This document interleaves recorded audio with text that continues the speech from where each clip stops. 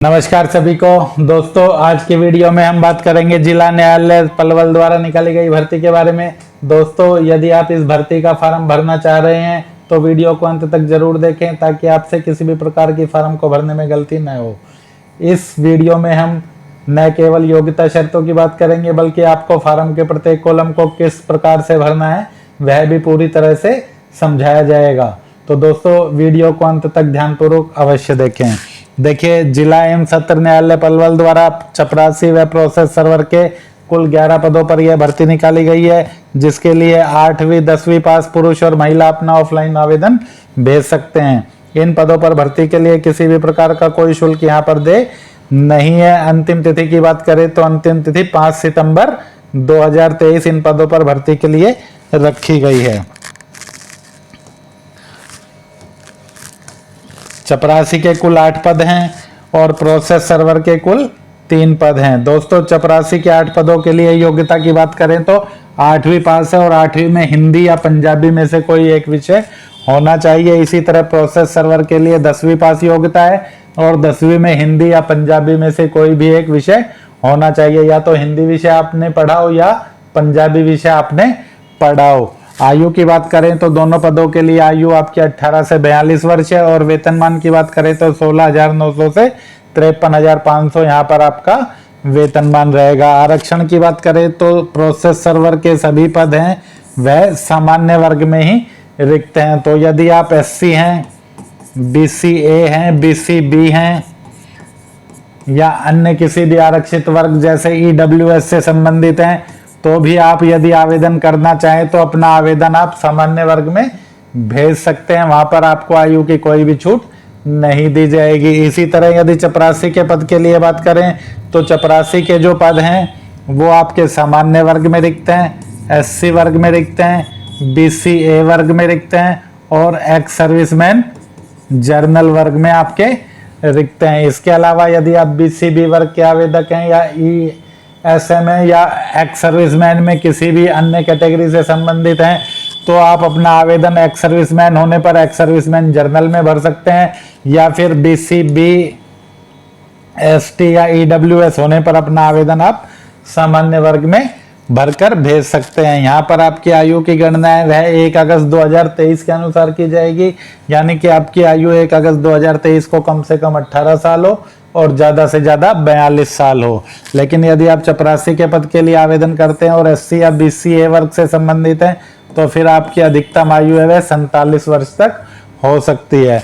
दोस्तों, इस भर्ती के लिए आप अपना आवेदन पत्र अपने गांव या शहर के फार्म विक्रेता से ले सकते हैं, CSC सेंटर ई-मित्रा से ले सकते हैं या आसपास में जो भी आपके यहाँ फार्म सप्लाई करता है उससे आप ले सकते हैं। यदि फिर भी आपको फार्म नहीं मिलता है तो आप vacancyform.com से किसी भी ऑफलाइन फार्म को यहाँ पर डाउनलोड करके प्रिंट निकलवा कर भेज सकते हैं।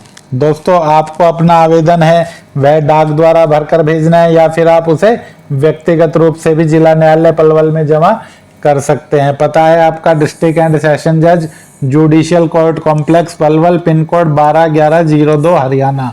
इस पते पर आप अपना आवेदन या तो डाक से भेज सकते हैं या व्यक्तिगत रूप से भी जमा कर सकते हैं। आवेदन के साथ आपको जो डॉक्यूमेंट लगाने हैं वह सभी आपके स्वयं सत्यापित होने चाहिए, जिसमें आपको चपरासी के लिए कम से कम 8वीं पास का सर्टिफिकेट लगाना जरूरी है और यदि आप प्रोसेस सर्वर के लिए आवेदन कर रहे हैं तो आप 10वीं पास का प्रमाण पत्र लगा सकते हैं। इसी तरह जन्म तिथि के लिए आप अपना 8वीं या 10वीं जिसमें भी आपकी जन्म तिथि है वह प्रमाण पत्र लगा सकते हैं।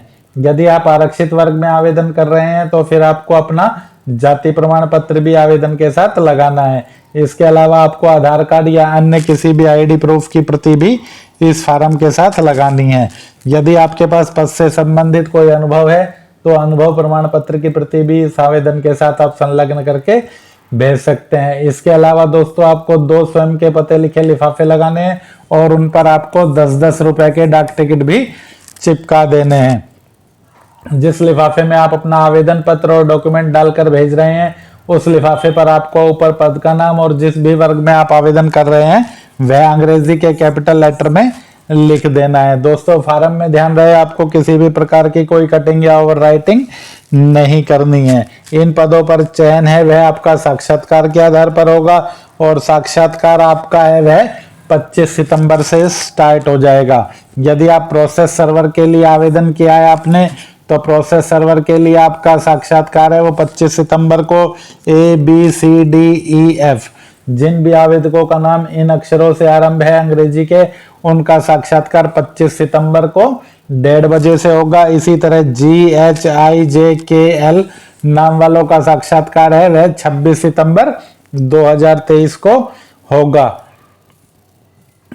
MNOPQ वाले नाम के साक्षात्कार हैं वह आपके 27 सितंबर को होंगे। RTU और V के साक्षात्कार हैं वो 28 सितंबर को। SWXYZ के साक्षात्कार हैं वो 29 सितंबर को। और यदि आप रोजगार कार्यालय द्वारा प्रायोजित हैं या फिर सैनिक बोर्ड द्वारा प्रायोजित हैं तो आपका साक्षात्कार है वह 30 सितंबर को होगा, फिर चाहे आपका नाम किसी भी अंग्रेजी वर्णाक्षर से आरंभ होता हो। इसी तरह चपरासी के पदों के लिए साक्षात्कार है वह ABCDEF नाम वाले आवेदकों का है वह 3 अक्टूबर को होगा। GHIJKL वालों का 4 अक्टूबर को, MNOP और Q वालों का 5 अक्टूबर को, RTU और V वालों का 6 अक्टूबर को, SWXYZ वालों का 7 अक्टूबर को और जिला सैनिक बोर्ड या रोजगार कार्यालय द्वारा प्रायोजित सभी आवेदकों का 9 अक्टूबर का यहाँ पर साक्षात्कार होगा। दोस्तों, साक्षात्कार के लिए आपको अलग से कोई भी कॉल लेटर या सूचना नहीं आएगी।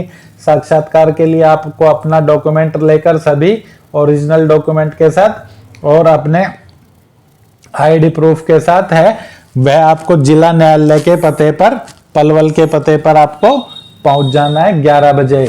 जिस भी दिनांक को आपका साक्षात्कार है उस दिन 11 बजे आपको वहां पर रिपोर्ट करना है और साक्षात्कार है वह आपका 1:30 बजे से आरंभ होगा। जो फोटो आप फार्म पर चिपकाएंगे वह किसी भी गजेटेड ऑफिसर द्वारा सत्यापित होनी चाहिए और आपके डॉक्यूमेंट हैं वह आपके सेल्फ अटेस्टेड होने चाहिए। रिजर्वेशन की बात करें तो प्रोसेस सर्वर के लिए चाहे आपकी कास्ट कुछ भी, आपको जर्नल वर्ग में ही आवेदन करना है। और यदि आप चपरासी के लिए आवेदन करना चाह रहे हैं तो आप सामान्य वर्ग में आवेदन कर सकते हैं, SC वर्ग में आवेदन कर सकते हैं, BCA वर्ग में आवेदन कर सकते हैं और यदि आप भूतपूर्व सैनिक हैं तो भूतपूर्व सैनिक सामान्य वर्ग में आवेदन कर सकते हैं। इसके अलावा यदि आप अन्य किसी वर्ग से संबंधित हैं तो भी आप सामान्य वर्ग में दोनों में से किसी भी पद के लिए आवेदन अपना भेज सकते हैं। दोस्तों, यदि आप यह विज्ञापन देखना चाहें तो आप इस विज्ञापन को जिला न्यायालय की वेबसाइट palwal.dcourts.gov.in पर देख सकते हैं। दोस्तों, यदि आपको भर्ती से संबंधित सूचनाएं चाहिए तो आप हमारा टेलीग्राम चैनल है सिंघल प्रकाशन, इसको आप ज्वाइन कर सकते हैं। टेलीग्राम पर आप सिंगल प्रकाशन सर्च करके जुड़ सकते हैं या फिर vacancyform.com पर भी हमारे टेलीग्राम से जुड़ने का लिंक दिया है और इस वीडियो के डिस्क्रिप्शन में भी टेलीग्राम चैनल से जुड़ने का लिंक दिया है, वहां से भी आप हमारे टेलीग्राम चैनल से जुड़ सकते हैं। यदि आपको फार्म प्राप्त करने में कोई कठिनाई हो रही है तो वीडियो के डिस्क्रिप्शन में फार्म डाउनलोड करने का लिंक है, वहां से भी आप फार्म डाउनलोड कर सकते हैं या फिर आप vacancyforum.com से सीधे ही किसी भी ऑफलाइन फार्म को डाउनलोड कर सकते हैं। फार्म आपको किस प्रकार से भरना है देखिए।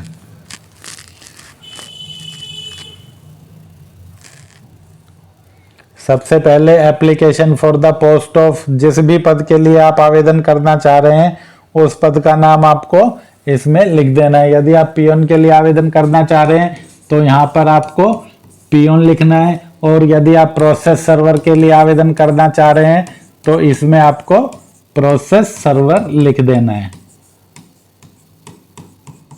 यहाँ पर आपको अपना एक फोटो चिपकाना है और वह राजपत्रित अधिकारी द्वारा सत्यापित भी कराना है।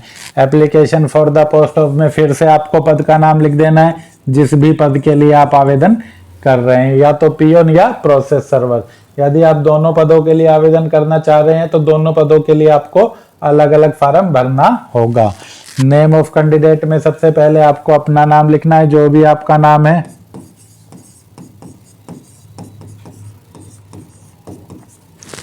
फादर हस्बैंड नेम में आपको पिता का नाम लिख देना है। सभी एंट्रियां आपको है वह अंग्रेजी के कैपिटल लेटर में ही करनी है। डेट ऑफ बर्थ में आपको अपनी जन्म तिथि दर्शा देनी है। एज एज ऑन 1/8/2023, 1 अगस्त 2023 को आपकी आयु कितने साल, कितने महीने और कितने दिन हो गई है, वह गणना करके आपको यहाँ पर लिख देनी है।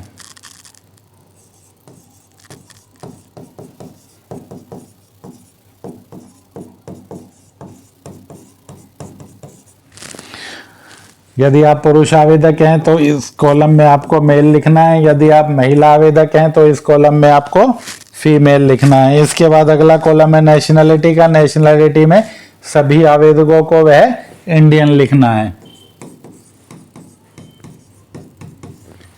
परमानेंट एड्रेस में इसमें आपको अपना नाम लिखना है, अपना विलेज, अपना मकान नंबर कोई है तो वह, गली नंबर कोई है तो वह, मोहल्ला, सिटी, डिस्ट्रिक्ट, स्टेट और पिन कोड। इसी तरह कॉरेस्पॉन्डेंस एड्रेस भी आपको लिख देना है। कैटेगरी की बात करें तो जिस भी वर्ग में आप आवेदन कर रहे हैं वह आपको लिखना है। यदि आपके वर्ग में पद रिक्त नहीं है तो सभी को यहाँ पर यूआर लिखना है, वरना यदि चपरासी के लिए आवेदन कर रहे हैं तो एससी या बीसीए वर्ग में भी आप आवेदन कर सकते हैं यदि आप इन कास्ट से संबंधित हैं। और अगर आप एक्स सर्विसमैन हैं तो एक्स सर्विसमैन जर्नल में भी आप इन पदों के लिए आवेदन कर सकते हैं। इसके बाद एकेडमिक क्वालिफिकेशन की बात करें तो जो भी आपकी योग्यता है 8वीं 10वीं 12वीं वह आपको इसमें लिख देनी है। उसके बाद यहाँ पर आपको डिटेल देना है। मैट्रिक पास के लिए आपको मैट्रिक 10th पर टिक कर देना है। बोर्ड यूनिवर्सिटी में जो भी आपका बोर्ड है,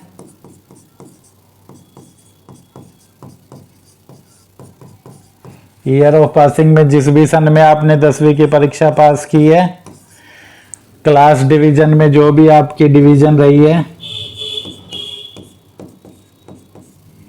परसेंटेज ऑफ मार्क्स में आपका 10वीं का प्रतिशत अंक, ग्रेड पॉइंट में यदि आपका ग्रेड पॉइंट में सर्टिफिकेट में दिया है तो ग्रेड पॉइंट भी आप लिख सकते हैं। इसी तरह ग्रेजुएशन पास है तो इस कॉलम में आप अपना ग्रेजुएशन का डिटेल दे सकते हैं।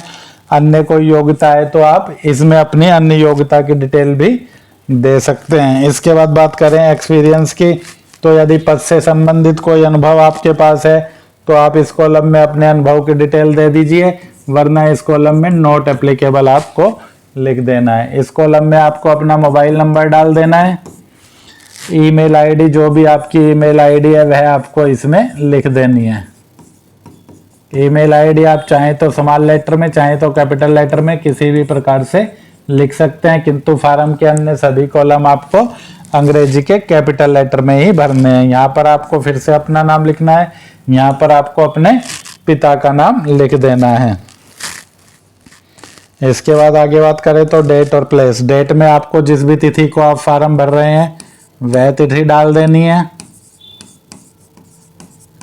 प्लेस में आपको अपने गांव का नाम लिख देना है या शहर का नाम, जहां पर भी आप रहते हैं यहाँ पर आपको अपना हस्ताक्षर कर देना है। और सभी डॉक्यूमेंट की सेल्फ अटेस्टेड फोटो कॉपी और 2 सेल्फ एड्रेस लिफाफे जिन पर आपको 10-10 रुपए का टिकट लगाना है वह अटैच करके आपको जिला न्यायालय पलवल के पते पर भेज देना है। तो दोस्तों, वीडियो को अंत तक देखने के लिए धन्यवाद। यदि आपको फिर भी कोई बात समझ में नहीं आई है तो आप हमें कमेंट सेक्शन में कमेंट करके पूछ सकते हैं। मिलते हैं जल्दी अगली वीडियो में। जय हिंद, जय भारत।